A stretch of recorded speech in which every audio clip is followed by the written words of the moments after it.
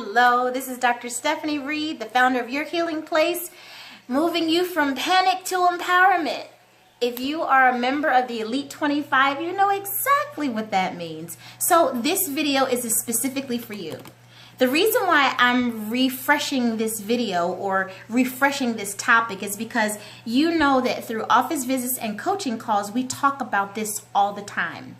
And you probably already know what the top is going to be about, but I'm just going to give it to you anyway. You know why? Because this is the topic that you're supposed to master through the 12 months that you and I are working so closely together. If you haven't mastered these tips, tricks, and tools over 12 months, either I haven't done my job effectively or didn't do something correctly, or you did not engage 100% and use the nuggets of wisdom during our coaching sessions and office visits. So this video is a refresher just for you. Now, when you and I get together, the first thing I ask is, so how's everything going? And normally you're going to say, well, things are okay, but there's always a but. I hear the but all the time. And the but is, well, I did this and I don't know why, or I felt this and I couldn't figure out. And my first question is, well, what? Did you use your tips, tricks, and tools? The tips, tricks, and tools is the whole premise of the Moving from Panic to Empowerment program. And as a part of the Elite 25, it is my job as your coach to have you understand it so thoroughly that you're trying to teach everybody else. But before you teach anybody else, let me walk you through exactly what it's for, why you should use it, and how you should use it. You ready? Okay. The tips, tricks, and tools are designed to give you a specific plan of action to harness your own healing potential. That's it. You are a master and a captain of this ship and this life that God gave you. You only get one, and He's given me a sort of protocol to help you balance it out and make it work. And I call it the tips, tricks, and tools to make it easy. But let's break down the tips, tricks, and tools so we can be very clear from here on out that this is the way to go.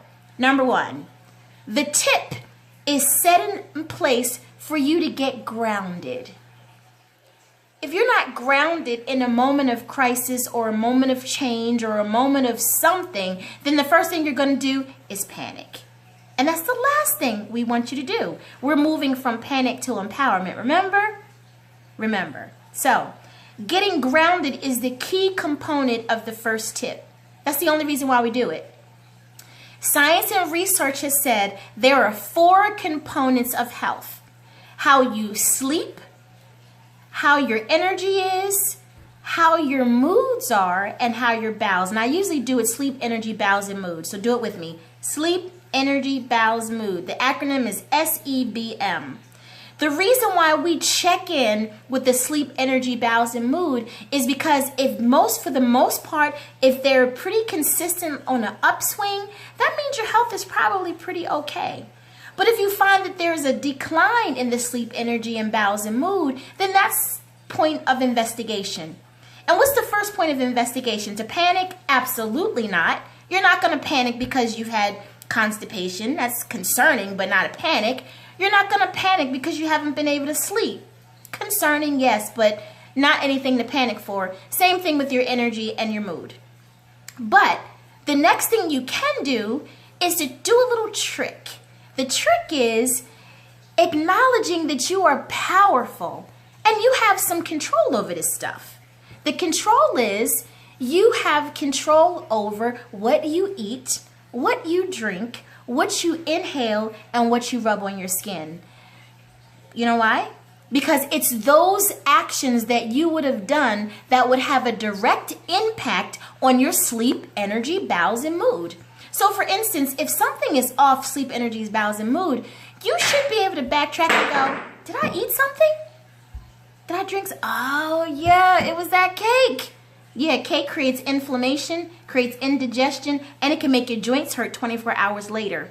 Now, what if you ate cake and you had cereal and you've been eating bread over the past 2 weeks? Then more than likely, you're going to hurt every day.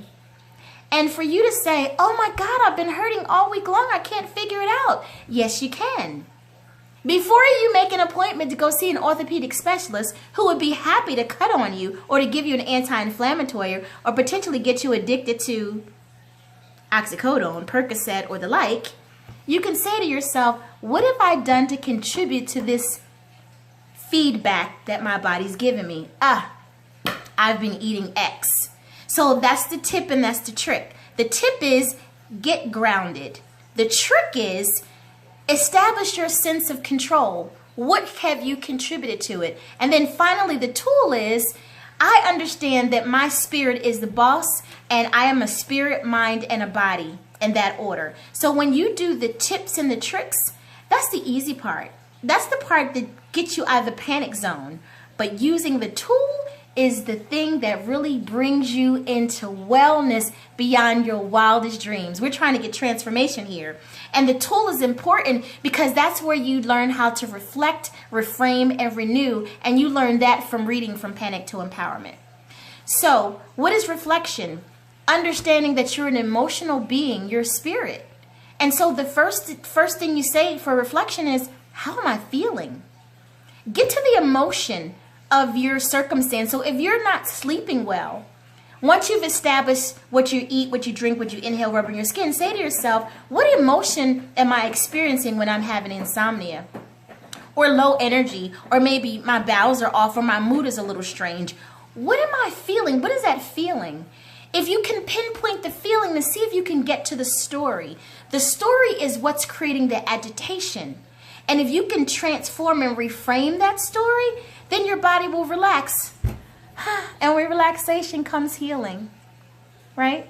So here I have this hand issue. It's a compression fracture from something called a fouche. A fouche injury is a fall with an outstretched arm. So it's just an acronym.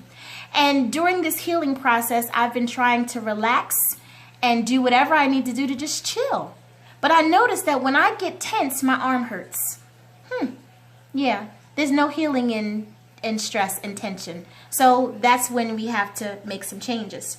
So the tool essentially says you have to reconnect with your inner self, your spirit.